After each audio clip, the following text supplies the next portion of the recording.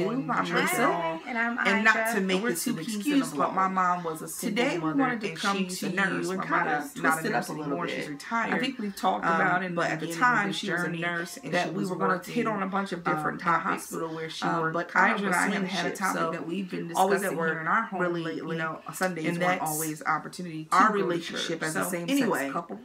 Today we're just going to go over, again, a topic that we've been discussing, and we thought it would be interesting to our father. Idra. Yeah. What are your thoughts on your religious walk, I guess, for lack of a better way to say that, and how God has been important to you in your walk, or evident to you in your walk? Maybe that's a better way to say. So what are my thoughts, and how has God shown himself to me? Yes. That's what I said. Didn't you hear me? Silly. Is this always or just right now?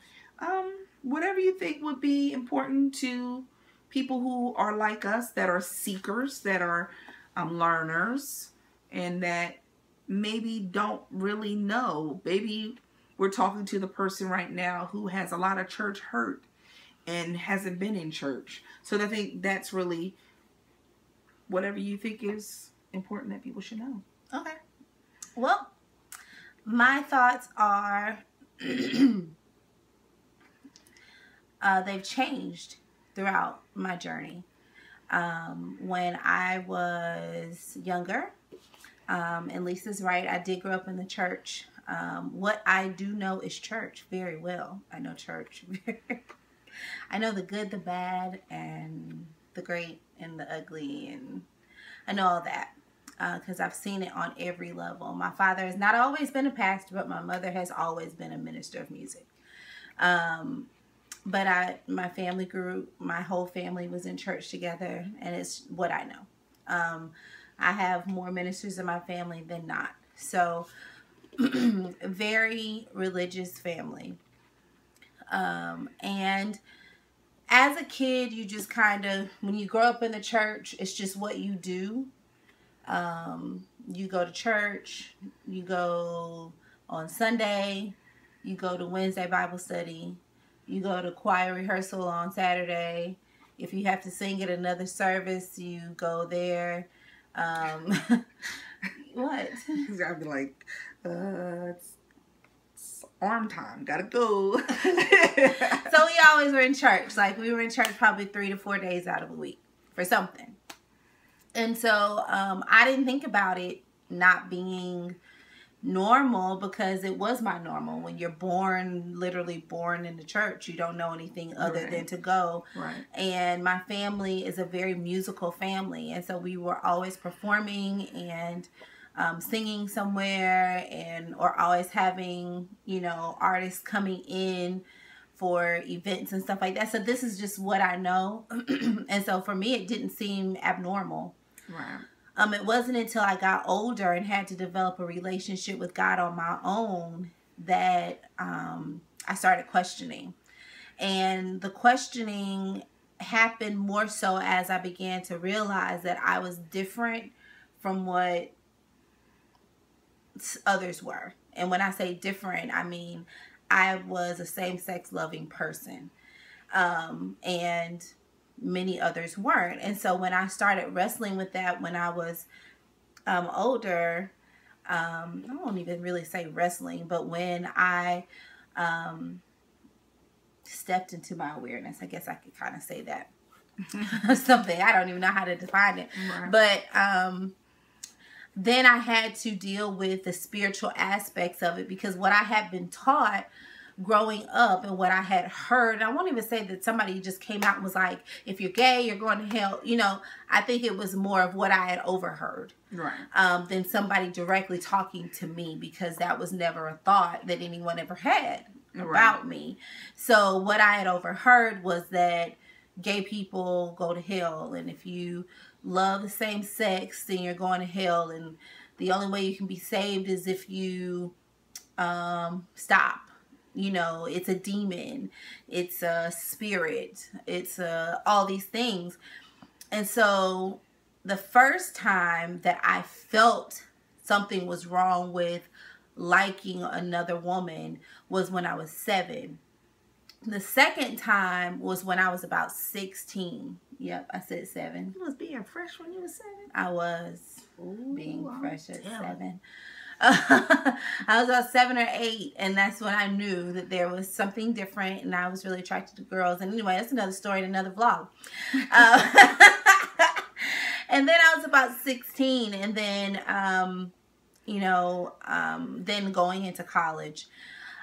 So for me, my journey with God was a struggle, because growing up in the church and having so many people that had so many thoughts about homosexuality, it was difficult. And so my struggle was, well, God, I love you, and I have what I think is a relationship with you or something. I know who you are. I recognize you as being my savior. I was baptized when I was young, and it wasn't with the prompting of anybody. It was on my own. I just walked up there one Sunday, and my mom didn't know, and my dad didn't know, but I felt the pull to call Jesus my savior, and that was just something I did, and it was on my own. So it's always been an individual relationship, but I started questioning that relationship when other people told me I should. Right. And then I went through a period where I didn't want to go to church. I didn't want to go to church. I didn't want to be a part of anything that was anything like church. And I ventured way out and started living what I thought would be a life that would cause God to turn his back on me. But what really happened was God never went anywhere. And I was like, well, dang, I'm out here doing this and this and this and this. Everything that I know I should not be doing is what I'm doing to try to. And what I think is funny, not to cut you off, is in that, and I want to say this before I forgot it, because you guys know I'm old. You're not old, honey. Is that, like you said earlier, no one ever really said being gay is wrong. Like, don't be gay, because nobody knew that it existed in your family. It was just that underlying kind of undertone that you hear, the whisper or the slight comment that gave you that thought, that buried that small little comment buried a seed in you that caused you to start thinking, maybe I need to be thinking another way. Right. So I thought that was just interesting that your first thought was, no one ever really said in my family anything about gay, because no one really knew to say anything. But my entire life, I lived in a place of confliction because of just that small little seed. So I just thought that was funny. And so then I went through a struggle because now I'm doing stuff, and it's not necessarily has anything to do with being with a woman. It's just me being wild and free. I was drinking all the time, partying all the time, and everything I could do. Yeah, girl, I was doing all kind of stuff. I was living. I was really living. But it did not cause God to turn. And so I'm like, well, I still felt a need to seek God. Like, I still wanted to go to church, or God would still bless me, and I knew it was blessings that were only coming from God. Right. Doors were still opening, and I knew only God could open the doors that were opening. And I said, okay, God, well, that's not making you turn, so let me go back to you. But then I went back to God, and then I heard the sermon. The sermon that said, you're going to hell if you're gay. And so then here comes another level of struggle. And that's where the the memory of my past and what I had heard from people in my family came back up, because I heard the sermon, which triggered something to cause me to remember what I had overheard, you know, talking about gay people and all this kind of stuff, or overheard something in church, or the memory of that seed. The memory of that seed came back up. And so then here's the struggle. The struggle is, how can I live now?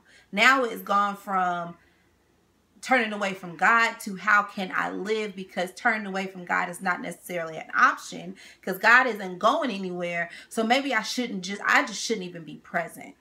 And people, what we're really trying to, and what I'm trying to get you to see as Idra is telling her story, which is why I wanted her to tell her story, and not for me to be kind of bringing up her story, is that there was a seed, and then through time there was water.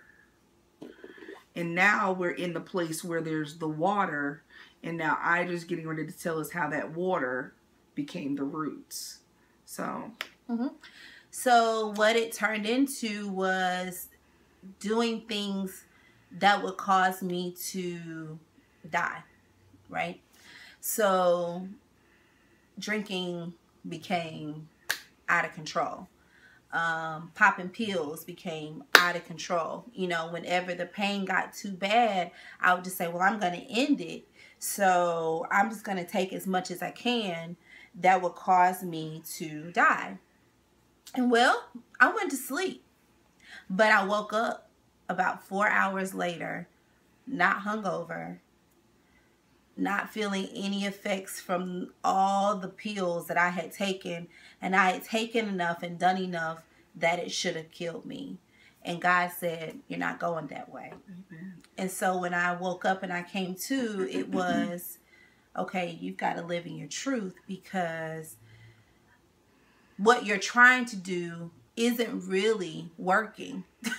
And what I have for you is greater than what anybody has ever said. So then there became the quest of, well, if you won't turn away from me and you won't let me die, then you must have something for me, and there must be something I need to learn. And then there has to be something I need to do. So then I began a quest of understanding what it was that God really said. And what God really says is that I love you. God says, I love you, and I intend for you to show the same kind of love to people that I show to you. And I started to, or I guess God kind of redefined our relationship. And I started having that romantic encounter with God where it's very personal and very intimate, and where God began to speak to me, and God began to show me that the things that I had heard were lies. I learned that a lot of what God didn't like was, God didn't like idol worshiping. God didn't like someone putting another God before him. God didn't like you turning to things when what you needed was God. And I could only learn that through my studying and through my reading and through revelation that God gave to me. And God said to me, Idra, I charge you to love. And so all I can really say about your walk, or about my personal walk, everybody's different, is that God charges us to do some very simple things. First, God charges us to accept his son and to believe that Jesus Christ is your Lord and Savior. And the second thing that he charges us to do is to love.